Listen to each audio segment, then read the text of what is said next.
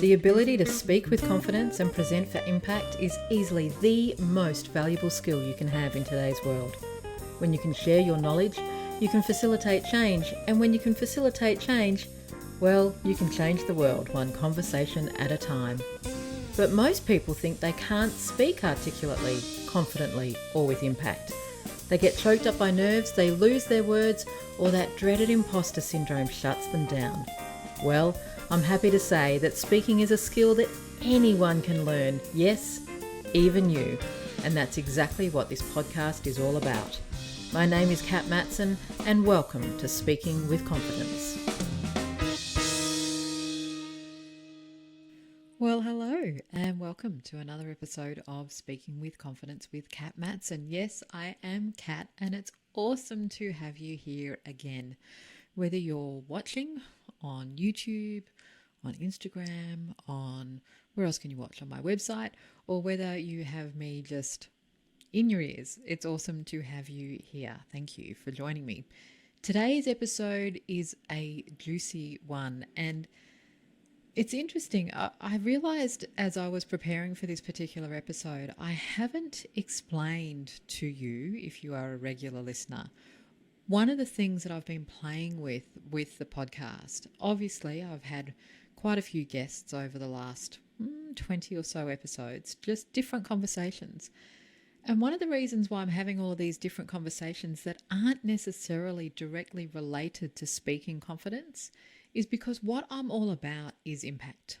What I'm all about is confidence. What I'm all about is supporting impact-minded leaders, whether they're small business owners, public servants, managers and leaders in large or small organizations, helping them with the tools and the frameworks and the confidence they need to make the impact that you want to make in the world.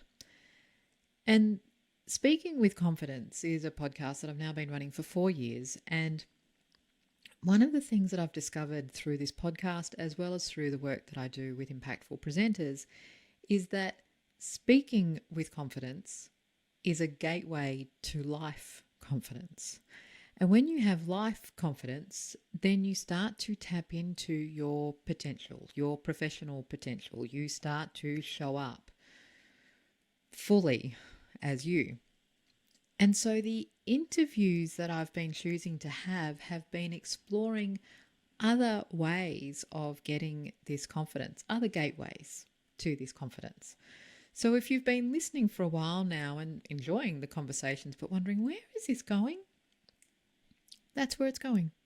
That's where it's going. So in today's episode, we're having a chat with Chenae Carey, who she has a new podcast, as you're about to hear, called The Chenae Show.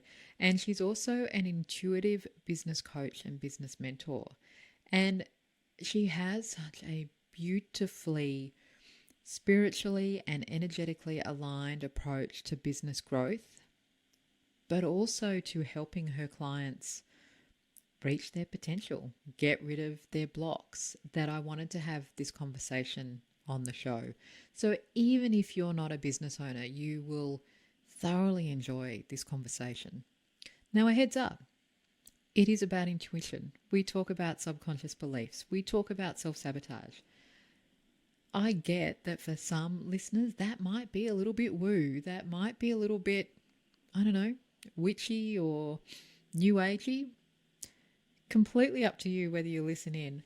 I personally think it's quite juicy because what Chenae does masterfully is balance the practical with the magical, and you'll hear all about that in this conversation. So if you're choosing to listen in, please do so. And perhaps as you're listening, you might want to leave a review or leave a comment. Whichever platform you're listening on, my favorite is Spotify, but if you're listening on Apple Podcasts or any other platform, I would love for you to leave a review. The reason? It helps other people just like you find this podcast. And the more people who can speak with confidence, the more people who have the confidence they need to show up in the world, then honestly, I say the better our world will be, because we need more magical, bold, bright and intelligent people showing up and expressing themselves in the world. So with that said, please leave a review, do your thing on whatever platform that you're listening on, and please enjoy this conversation with Chenae. Chenae, welcome to the Speaking with Confidence podcast. I'm just deliciously anticipating this conversation with you today, so thank you. Thank you, Kat. I think deliciously anticipating is a perfect description. It literally just came to me. So before we get into that delicious conversation, can you tell our listeners a little bit about you? I mean, I've just introduced you all professionally and whatnot, but who are you? What do you do? And why do you do it? Well, as you said, my name is Chenae, and I call myself an intuitive business coach. Sometimes it's an intuitive business mentor, and I do a little bit of coaching and a little bit of mentoring depending on the circumstances. And if I'm honest, my specialty is businesses that are run by marginalized people, in particularly women and non-binary folk, because the experience that we have in the world, and especially in the world of business within that subset, is very, very different to perhaps people who identify as men. So I support people to work within their natural rhythms and the things that show up for them, because it's a little bit different. Nice. Tell me a little bit more about that before we get into it. Like, what have you noticed is the other main differences that we experience as women and non-binary people? So one of the things that shows up from my personal experience, but also in what I've seen with my clients over the years, is there are some marketing tactics and some strategies out there in the world. You can tell where I'm going with this. Bro marketing? Bro marketing, yep. That, in my opinion, doesn't sit very well for a lot of us who are wanting to make an impact, make a difference. And that's my people, and I suspect your people as well, anyone listening to this podcast, because impact is a pretty key word. And these people really find themselves almost repulsed by the bro marketing tactics that push people's boundaries, that don't have any kind of consent built into it, etc., etc. Insert all of the different examples there. And even though that's quite common, it's not the only way that business can be done. And I like to think that I'm a living, breathing example of that. And yes, I have my own form of privilege. Being a person who is white skinned, but the marginalization that I experience as a person who identifies as a woman means that, can I do it like this? That inner dialogue, and I think we'll probably end up going down this part of doubt and uncertainty and concern, and we second guess ourselves a lot more than men, for lack of a better word, do. It's interesting. I was having a conversation with a gentleman this morning, and he reflected on his own, and he used the phrase his own imposter syndrome. And I was like, I said, it's really interesting to hear you say that. And he said, why? And I said, well, because us women tend to think that it's a chick thing. We tend to think that it's a girl thing. He says, oh no, I think it's a human thing. I do think, though, women have a tendency to feel it deeper. And in my experience of working with men and women tend to allow the imposter syndrome to stop them more than guys will. Guys will go, yeah, okay, I notice it, and I'm going to move through anyway. You mentioned that you call yourself an intuitive coach or mentor. Tell me about the intuition part, because it's one of the reasons why I'm drawn to you, of course, but it's a very unusual label to put on a business coaching and business mentoring business.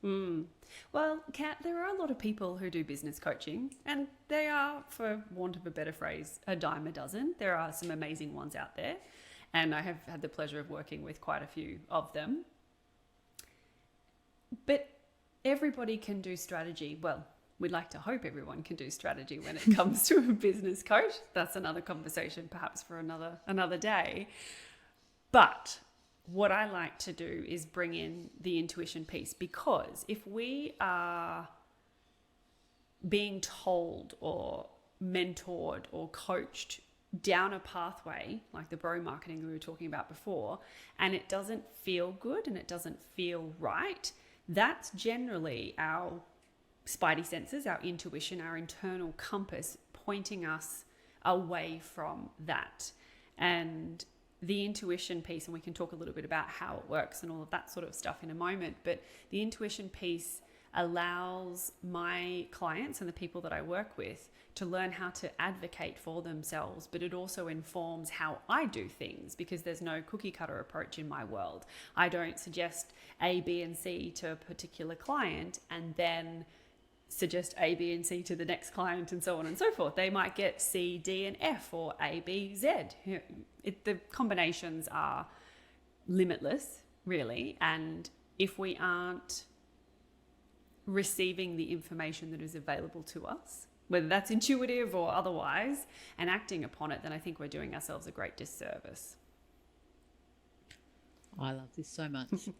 One of the things that I know I have struggled with in the past is knowing what is my intuition and what is my, I'm going to say, child ego state resistance to doing something or desire for something. I want an ice cream. I don't want to do my homework. You know, there's that. And I mean, and that can feel the same as, I want to work with that person. I don't want to work with that person. How do we discern what is true intuition versus programming, societal messages, what we think we should do next? Very common question, Kat. People ask this quite a lot. And my simplest answer that I can offer is intuition is not going to land or arrive, whatever might be the right word for you, with any kind of story attached to it. It's usually very concise.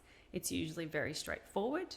And like, if you then go into doubt or worry or concern after that, that's another story, and we can talk about how that happens and why. But the piece of information that is the intuition is usually turn left here, or don't work with that person. There's no more context to it. It's not someone narrating your life to you.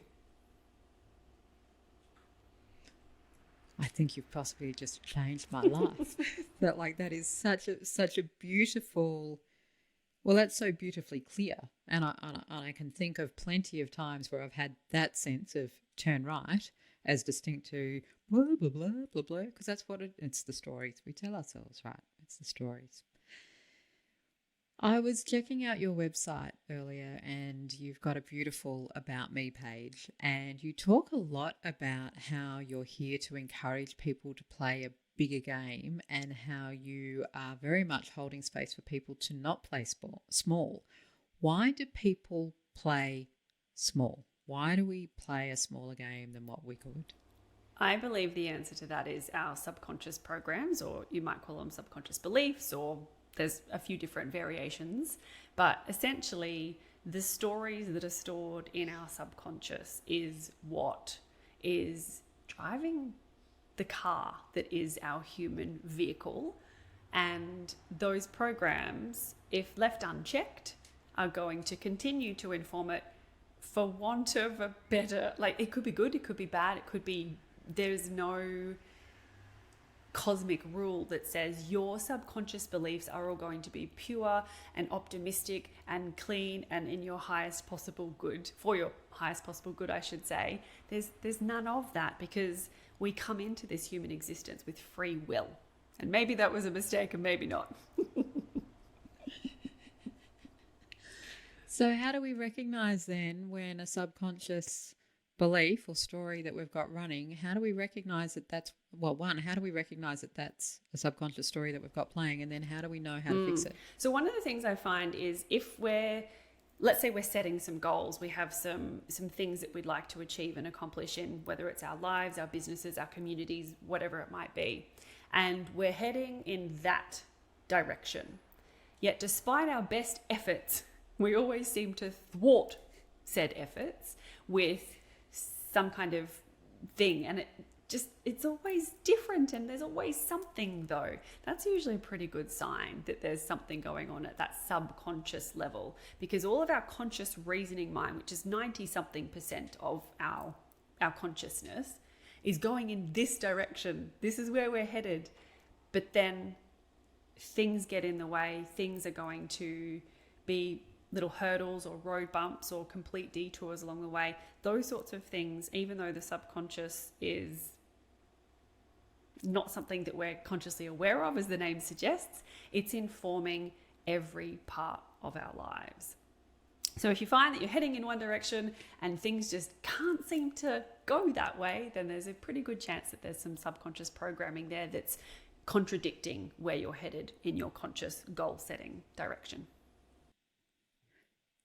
So those repetitive detours or thwarted goals, is that what we mean when we talk about self-sabotage? Like it's those doing things to trip ourselves up even though we know we could have had it better? Yeah, 100%.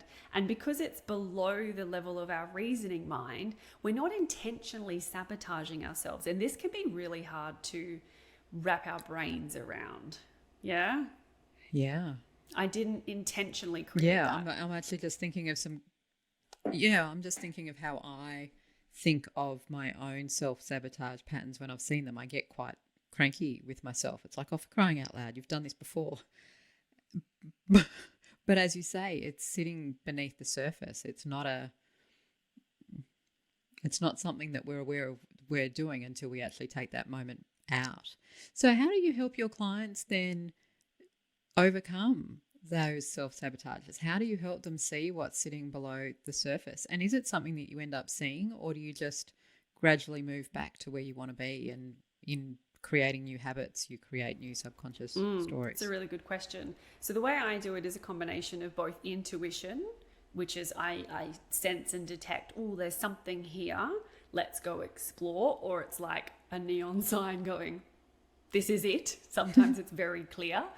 And then other times, it's the clients describing their frustrations, and then we go exploring and excavating. So in my work, the way I do it is it's always consent based. So I'll check in and say, look, there's something here.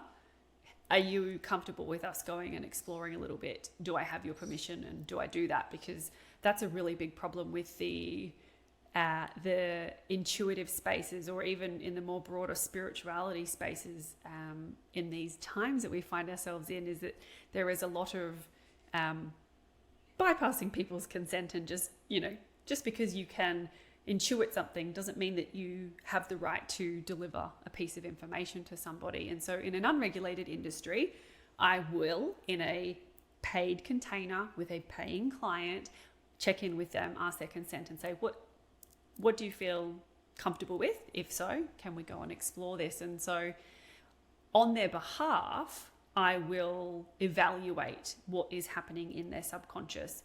And so sometimes it appears as a piece of information, i.e., like there's a blockage here. And so we explore that. Other times there's a dominant program of I'm not good enough to do this. And that just lands and it presents itself. And then that is what we then work on untangling through some energetic practices together. Sounds fantastic. And I can, having been around this space for long enough, I can also sense that you'd be bringing in a few different modalities to help people detangle, delayer, and I guess tapping into what's going to work for them to understand it. I'm curious though, how did you get into this work? How did you, discover, find out that this was your thing, this was your gift to the world?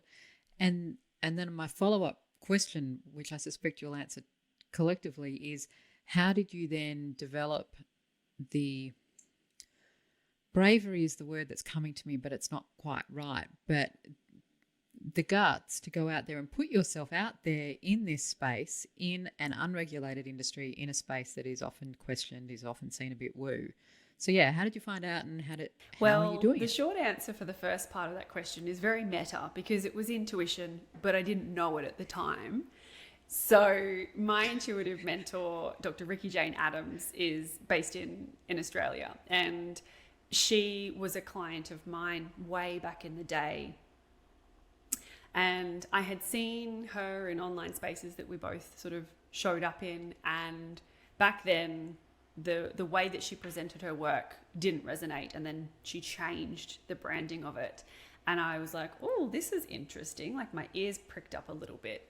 And so I did a little exploration, had a little dabble in like the intro program that she offered at the time, and then went, okay, I don't know why, but I have to do this. And this is a big 12-month really rigorous intensive training that has been superseded COVID, all of that sort of stuff over the years.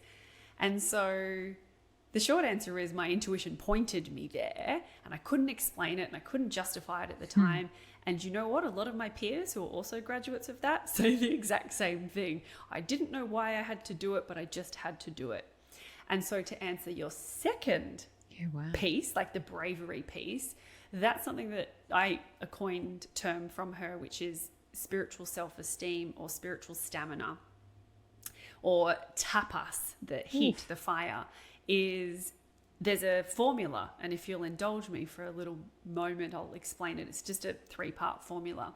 The formula for spiritual self-esteem, which is that bravery, that courage to then put yourself out there, come out of the spiritual closet, if you will, is your innate intuition, which we all have, not a special gift bestowed upon a select few. It's that innate intuition plus what it is that you are going to call it, whether it's bravery, whether it's trusting yourself, whether it's whatever.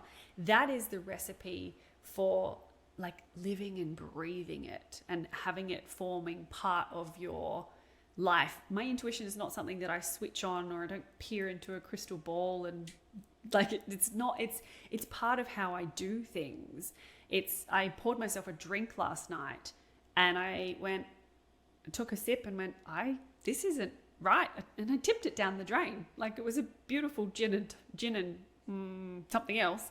And I tipped it down the drain because it just didn't feel right. And I'm at that point now of trusting myself with a lot of practice, mind you, that if I get an intuitive nudge, I trust it. And sometimes I don't know why. Often I don't know why. We have to, get okay with that, because it's really not something that the universe or the cosmos or whatever you want to call it is going to go, oh, here, Kat, here's all the justification that your human self was looking for. It doesn't happen like that. Dope. So what? Give us that 3-part formula again. Innate intuition. So what we all have, whether we use it or listen to it is another story, but we all have it. It's biological. Innate intuition plus trusting it. That by itself is nothing. Well, it's not nothing, but it's very little if you don't do anything with it. When you put those two things together, that's how it starts to become something really powerful and really transformative.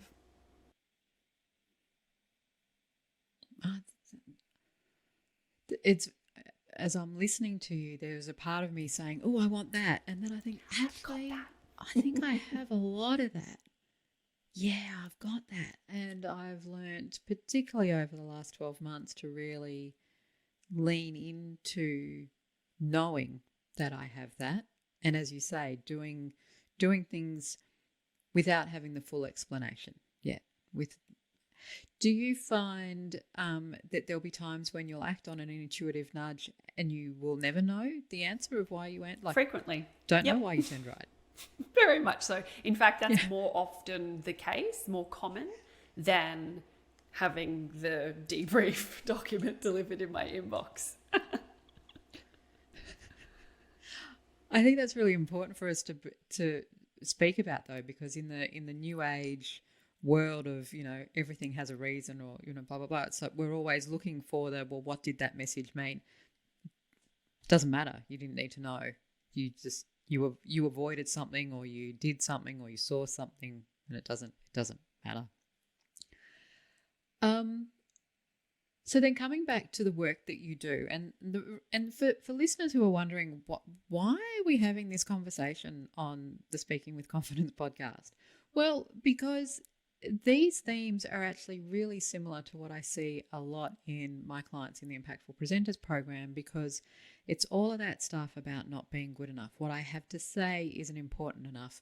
What my voice is not worthy enough. It's no wonder nobody ever listens to me because I don't, it's all the same stuff. And when we can speak from a place of intuitive authenticity, framed in a way that we can articulate ourselves well, we become really potent, really powerful. So coming back to the work that you do with your clients, as you've reflected back to them, you've shown them, you've untangled, what happens when they break through? What happens when they see a self-sabotage pattern and they start doing things differently?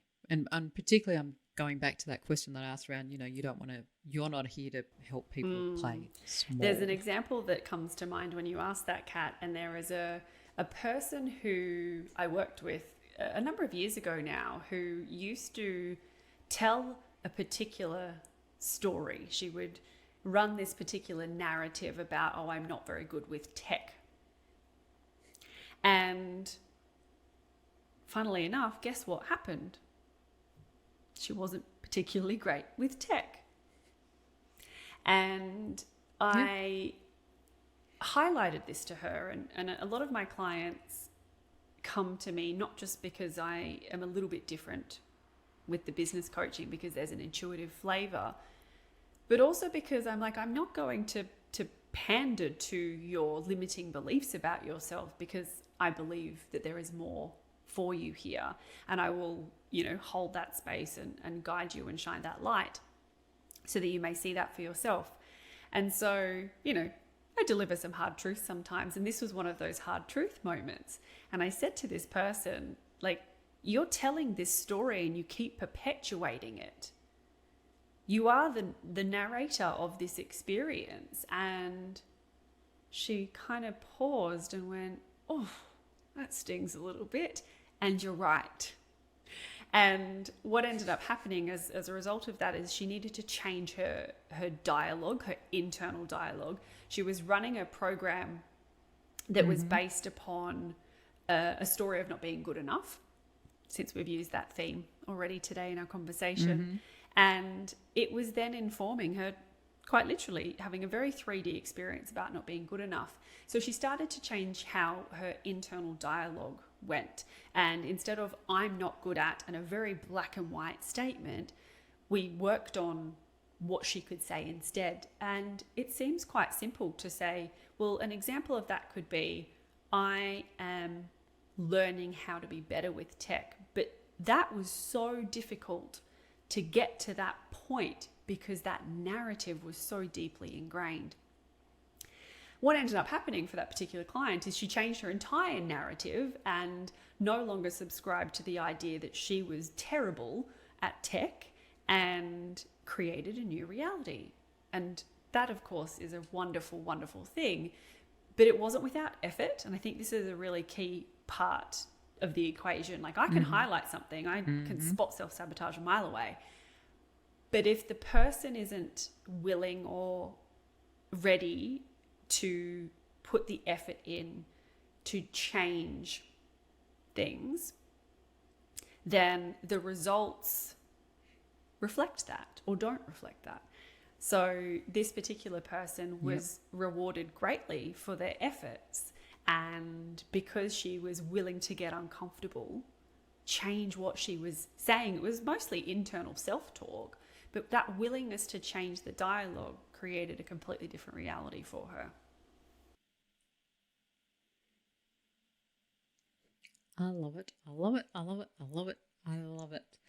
I've said a few times now that confidence is a function of our experience, our expertise, amplified or diminished by the stories that we tell ourselves. We can have the facts of our lives. This is what I've done. This is what I've learnt. But it gets exponentially either amplified or diminished by the stories that we tell ourselves. I just see it over and over again.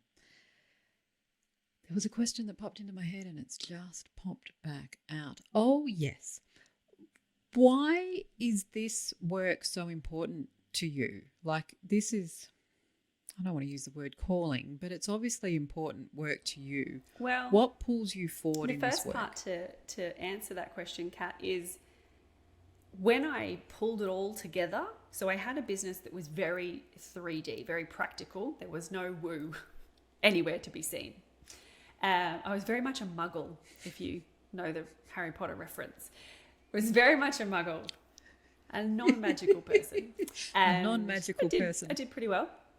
And then I veered off that path to explore the intuition piece and started to teach that, became a teacher, learnt it, loved it, fell in love. Oh, this is what I want to do. I want to help people have this same kind of experience. And then that was okay. Wasn't as good as the original business, but it didn't quite feel right. And it wasn't until I amalgamated the two and had the marriage of the practical and the magical together that my business exploded at that point in time. And like, who doesn't want that? That was great. And it wasn't burnout inducing because I've got really good strategies to support myself with that. But when that happened, I was like, oh, that's where it's at. Like, I didn't know that from the beginning. I knew I wanted to help people. I knew I wanted to support people and to offer some of the things that came quite naturally to me, but I didn't have that clarity. So I think that's important to offer to the conversation. But then second to that as well, there's this, when I think about what I have, and you said the word maybe calling isn't quite right, but when I think about what I had to offer when I first started being of service beyond a regular 9 to 5, there's a piece in there that is, there's that saying that the magic happens outside of the comfort zone. And that's a lovely, lovely turn of phrase.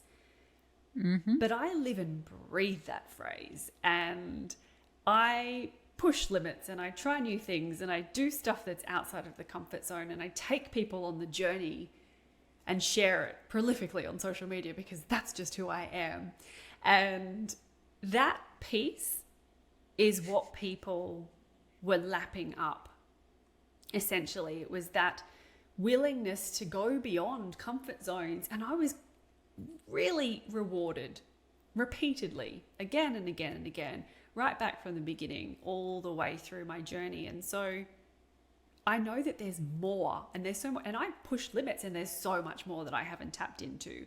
So if I can offer people even just a slither of what that feels like, then I'm doing something good in the world. And I can't help myself but pursue that.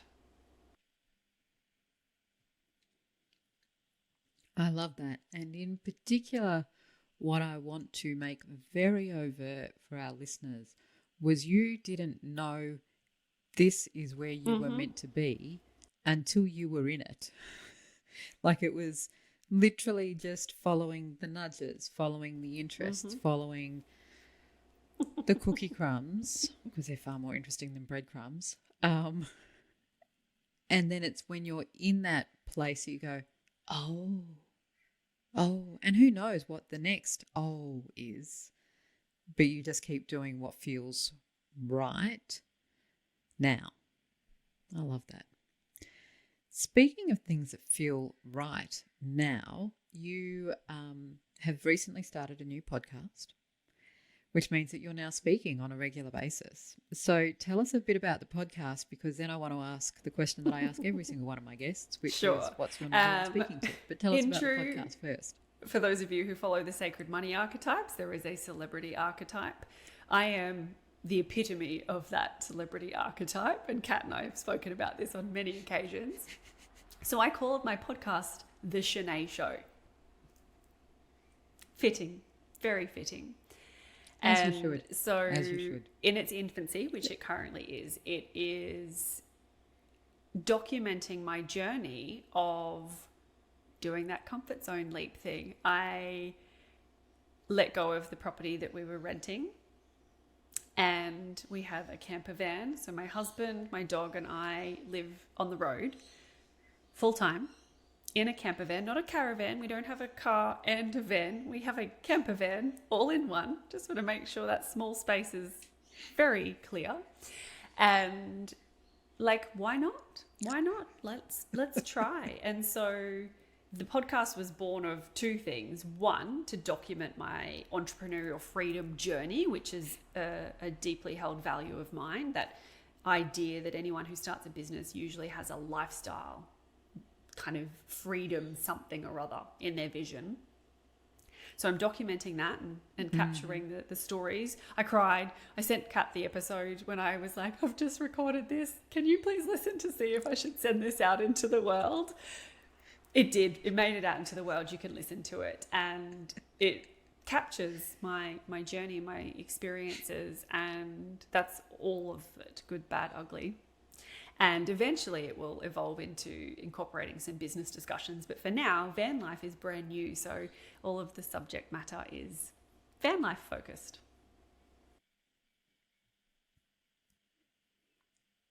And I love, and I think the distinction that I've just heard today for the first time is that van life, as romantic as I think it sounds, because oh my goodness, I so want to do that. This is actually just as much you stepping out of your comfort zone again, because I heard you stress the smallness of the space. I gather you're not it's a finding that novelty comfortable in right small pieces of time, like small chunks. And you're right, the romanticizing, I get that sentiment shared with me quite a bit. Like, oh, that's my dream, and I'm like, it's great. Also, right now, time of recording this with you, I am just for 1 week staying with my parents to get some work done on said camper van. And it's bloody great, Kat, to be in a house. It's so good. I have my desk. Well, it's my mum's little diamond dot desk, to be fair. But I don't have to pack my shit up every day. Should have probably warned everybody that I swear. I don't have to pack up any of my laptop stuff at the end of the day. It's just here waiting at the morning of the next day. It's the little things, honestly, that and bathtubs, and I could go on, but that's another story for another day. So yes, Kat, you've picked up on a theme. Yes. That's a good theme. So tune in to the Chenae show, and we'll pop the links. We'll pop the link to that in the show notes. So that does bring me to my closing question, which is a shame because I could keep doing this for a while, but we all have things to do. What is your number one speaking tip for our listeners who are, who are some people of the who best want to make a bigger opportunities that impact I've in the ever world? had What's your when it speaking comes tip? to speaking have been the result of getting outside of my comfort zone.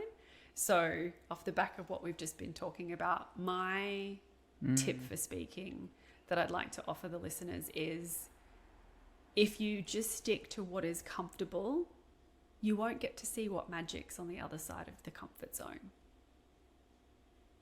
Oh, the magic. Mic drop.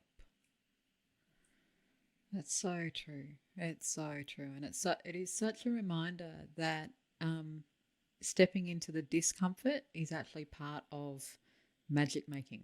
Like you can't create magic from everydayness. Yeah. Mm-hmm. I know, right? Yeah. Damn, but that's okay. Chenae, thank you. Yeah, I know. Wouldn't it be easy? We don't have to be making magic all the time, though. It's okay. There are cycles. But I love that. Thank you. Chenae, thank you so much for joining me today. This has been Thanks, as Kat. well. It was delicious, just as we thought it was going to be. Delicious, gorgeous, provocative, and so deeply powerful. I just loved that conversation, and I really hope that you have taken away something too. What always strikes me when I talk with Chenae is how crystal clear she is about what she's saying. There is There's a precision in what she's saying without a harshness. It's just clarity.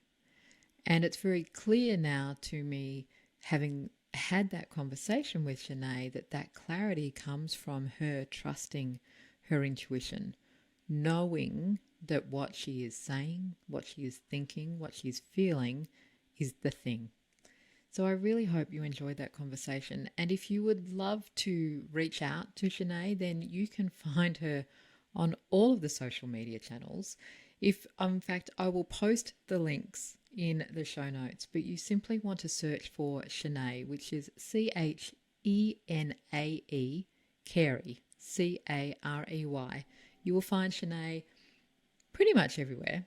Follow her on Instagram, and of course, check out the Chenae Show for her current adventures on van life, as well as whatever she does next, because being that celebrity archetype that she is, she'll do something next. You'll also find in the show notes a link to her website where you can find all about her intuitive coaching and mentoring services. I highly recommend them. Highly recommend working with Chenae. You can just imagine where she would take you and your business.